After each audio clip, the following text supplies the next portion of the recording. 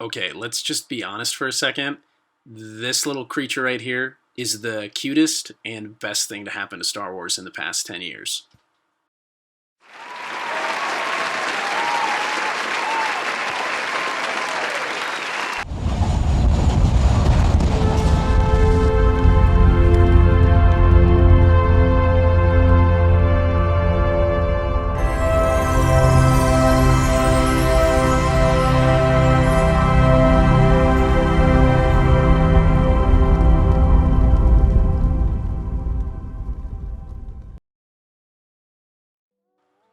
Hey, what's going on, everybody? It's Rule of Dawn here, and I've got another video for you guys today. I'm going to be talking about Star Wars and the Star Wars trilogy of this generation. Because overall, what this trilogy has sent as a message to everybody that enjoys good storytelling is screw good storytelling, let me push my political agenda. And that's what has been prioritized in all of the Star Wars films so far. Let's get into it. So overall, when it comes to the new Star Wars films, we start with The Force Awakens, which opens up as such a beautiful film. We see Finn, who's a stormtrooper, break away from that norm and that, his life is already predetermined and he's supposed to take orders for the rest of his life.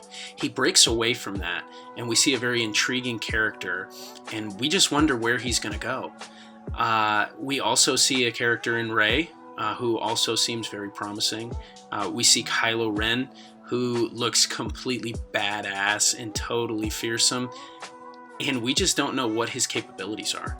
But by the end of The Force Awakens, all we can have is a bad taste in our mouth, because we see the main protagonist already being able to take down the most powerful guy in the entire galaxy, and she has absolutely no training whatsoever. So we're already starting to see a Mary Sue archetype from everything.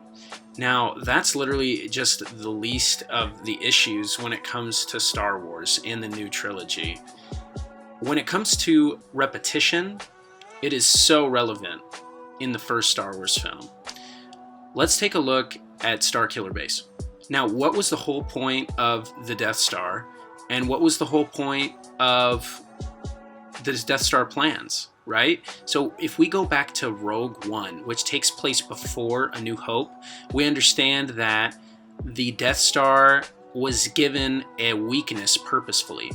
Now, in The Force Awakens, it seems like it's taken out just as easily, because they're able to destroy this completely oversized and supposed to be a tank of a base. Now, honestly, if they're going to start a new trilogy and make something that's supposed to be grander, there's got to be some logic to it. The Starkiller Base shouldn't have been destroyed, and if it is going to be destroyed, it shouldn't have been destroyed until the last film, because you want to see something new. You want to see a film that learns from its mistakes. You want to see the First Order learn from what was the downfall of the Empire, or what helped contribute to that. So overall, repetition and familiarity are two very different things. Familiar is fine. People want some good fan service. I have no problem with that. But overall, what happened with The Force Awakens is very tragic. And what's really sad is it's the best film in the new trilogy. The Last Jedi. Man, where to begin with this film?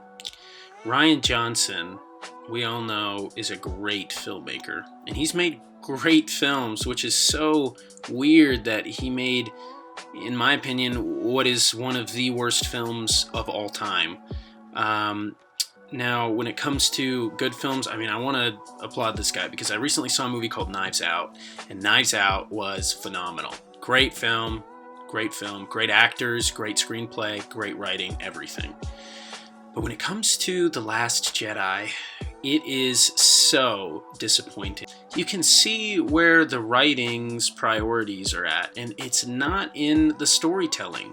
It's in political messages, and it's so sad, because it takes away from what could be such an amazing film.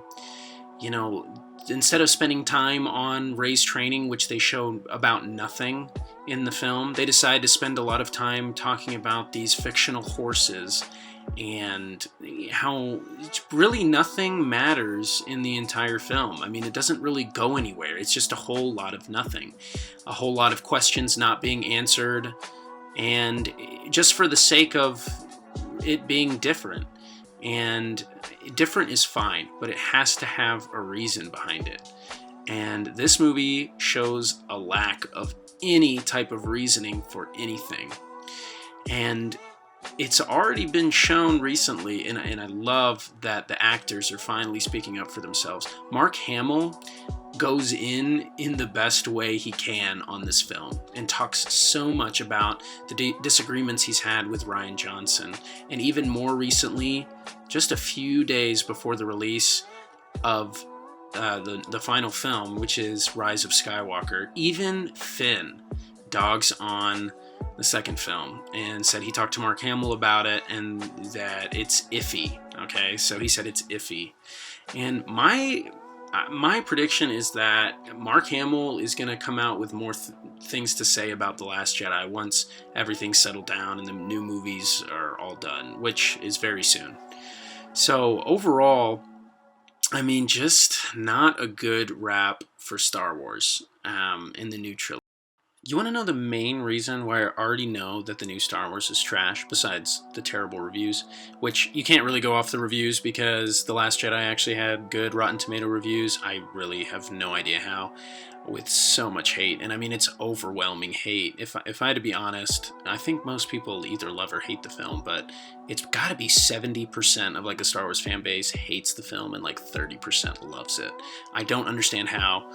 It might be more even than that, but that's just kind of what I've gotten from Twitter and what I've gotten from Facebook and social media, is that it's, a lot of really bad press. Now, when it comes to the new film, the reason I already know it's going to be terrible is because of Palpatine.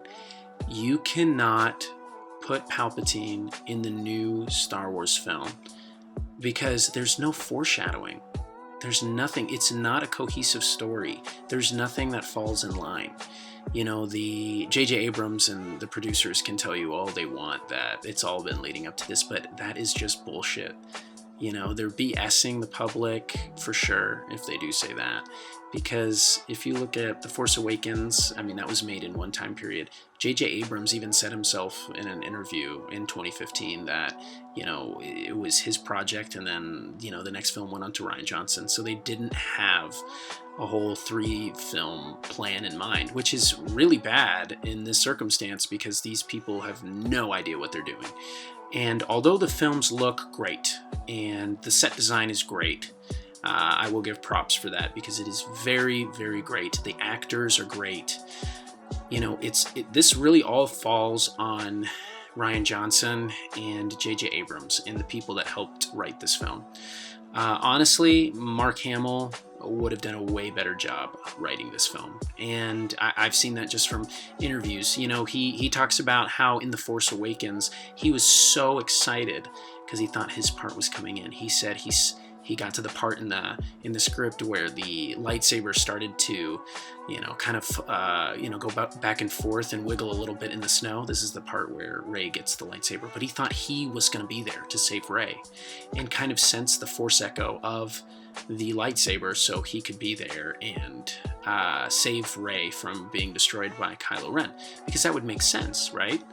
And the people that want to argue that the film is a fantasy film and you can't take it seriously and they can do whatever they want, that's a very lazy argument, because when it comes to a fantasy world that you want to believe in and you want to be involved in, there has to be logic and there has to be a balance, just like the Force, right? So there has to be rhyme and reason in this world. So I'm not saying that, like every movie that does this is perfect. Lord of the Rings is pretty close to perfect, but there's rhyme and reason in that whole world and a believability. Like I don't believe Rey can do all these things. She hasn't shown me how she can. And the writers have not given us an explanation as to why. So overall, what we see here is just, again, the prioritization of political agendas over good storytelling. And, you know, everybody should want to enjoy a good film. I love the actors. I love the idea of these characters. I think Finn has such an intriguing character that could have gone from complete underdog into Jedi Knight, you know, and like, you know, obviously I would have loved like a story where Rey is so powerful with the Force, but she doesn't know how to control it, and, you know, she's just more in tune to that, because that makes sense, you know. But, you know, it's a lot harder for Finn because he just doesn't have that touch with the Force, but he is trained along with Rey. And that would have been so compelling to see their characters and where they'd go. So, you know, that would have been absolutely incredible. Overall, Star Wars and Disney have failed us. This trilogy is hands down the worst trilogy in Star Wars history. And honestly, it does not compare to the prequels. The prequels are now masterpieces in comparison to this new trilogy. So overall, that is my take on everything. I'm going to keep expanding more and more into this film or these films and the new film in coming videos, but that will do it for me today, guys. Let me know what you think in the comments. This is a really touchy subject for a lot of Star Wars fans, but it's something that needs to be said, and it's good to have the conversation going. So overall, I respect everybody's opinion, and to believe whatever you want to believe. You know, if you like the Last Jedi, that's fine. If you like the Force Awakens, that's fine. I'm just going to question that and present some things that, you know, hopefully give you some perspective. And if you have anything to leave in the comments to give me some perspective on those films that I might be missing out on, let me know in the comment section below. Make sure to like and subscribe if you did enjoy the content, and I'll see you next time. This is Rule of Dawn, and I'm out.